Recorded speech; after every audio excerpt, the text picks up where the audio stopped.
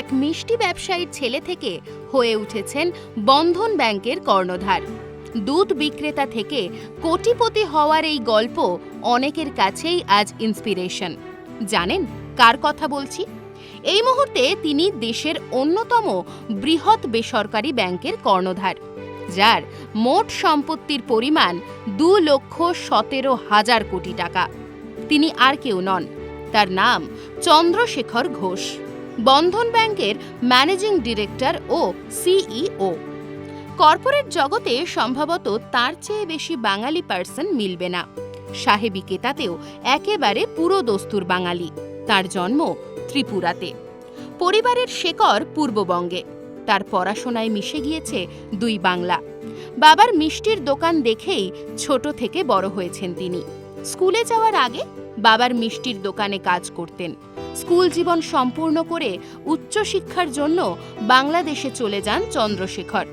ঢাকা বিশ্ববিদ্যালয় থেকে স্ট্যাটিস্টিক্স বা রাশিবিজ্ঞান নিয়ে পড়াশোনা সম্পূর্ণ করেন তিনি। ভাগ্য তার প্রতি খুব একটা সদয় থাকেনি কোনো সময়, তবুও লড়ে গিয়েছেন দাঁতে দাঁত চেপে। বন্ধনের সাথে যুক্ত হওয়ার আগে ঢাকাতে ব্রাক বলে একটি এনজিওর সাথে কাজ করতে শুরু করেন চন্দ্রশেখর ঘোষ। এখান থেকেই তার প্রথম স্মল ফিন্যান্সের পরিকল্পনা মাথায় আসে। ব্রাক নামের এই সংগঠনটি ঢাকার গ্রামাঞ্চলের মহিলাদের ছোট লোন দিয়ে সাহায্য করত। চন্দ্রশেখর ভাবেন এই মডেলটিকে কিভাবে ভারতে প্রতিস্থাপিত করা যায়। তারপরেই তার মাথায় এলো বন্ধন ব্যাংকের প্রজেক্টটির কথা। বন্ধন অর্থাৎ সাধারণ মানুষের সাথে আর্থিকভাবে বন্ধনে আবদ্ধ রাখা, এই ছিল তার লক্ষ্য। কলকাতায় ফিরে 1997 সালে গ্রামীণ উন্নতিতে কাজ করতে শুরু করেন চন্দ্রশেখর। তারপরেই 2001 সালে বন্ধন কোন্নগর প্রতিষ্ঠা করেন চন্দ্রশেখর ঘোষ। প্রথম দিকে এই সংস্থাটি গ্রামের মেয়েদের ছোটখাটো লোন দেওয়ার ব্যবস্থা করত। 2006 সাল থেকে ধীরে ধীরে এই ব্যাংকের শাখা সারা ভারতে ছড়িয়ে পড়ে। 2010 সালে বন্ধন ব্যাংক দেশের বৃহত্তর বেসরকারি ব্যাংকে পরিণত হয়। 2014 সালে বন্ধন সংস্থাটি সার্বজনীন ব্যাংক হিসেবে অনুমোদন পায়। তখন থেকেই চন্দ্রশেখর ঘোষ বন্ধন ব্যাংকের সিইও পদে নিযুক্ত হন। বন্ধন ব্যাংক ছাড়াও সারা ভারত জুড়ে বহু শিল্প সংস্থার সাথে যুক্ত আছেন তিনি। 2007 সালে অশোকা ফাউন্ডেশন থেকে সিনিয়র অশোকা ফেলো পুরস্কার লাভ করেন চন্দ্রশেখর। 2014 সালে ফোর্বস ইন্ডিয়া লিডারশিপ অ্যাওয়ার্ডে ভূষিত হন তিনি। একই বছর দ্য ইকোনমি টাইমসের পক্ষ থেকে বর্ষসেরা উদ্যোক্তা নির্বাচিত হন চন্দ্রশেখর।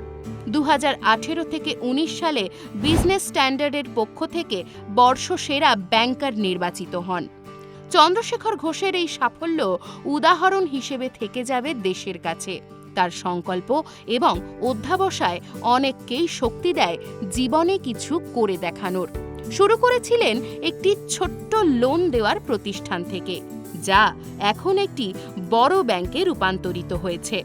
চন্দ্রশেখর ঘোষের গল্প সাধারণ মানুষের কাছে চ্যালেঞ্জের সম্মুখীন হওয়া, আম জনতার কাছে অনুপ্রেরণা হিসেবে কাজ করে। এমনকি প্রতিকূলতার মধ্যেও ব্যক্তিগত এবং পেশাদারি বৃদ্ধির সম্ভাবনা প্রদর্শন করে। চন্দ্রশেখর শুরুতেই অনেক প্রতিকূলতার মুখোমুখি হয়েছিলেন। তার কাছে পর্যাপ্ত অর্থ ছিল না প্রয়োজনীয় অভিজ্ঞতা। তবুও সাহস এবং সংকল্পে ভর করে তিনি পাড়ি দিয়েছিলেন এক অজানা ভবিষ্যতে।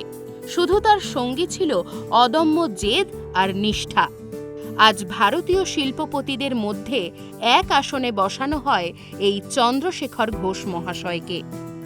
এই রকম আরও নতুন নতুন ভিডিও পেতে নজর রাখুন আমাদের চ্যানেলে। পাশে থাকা বেল আইকনটি ক্লিক করতে ভুলবেন না।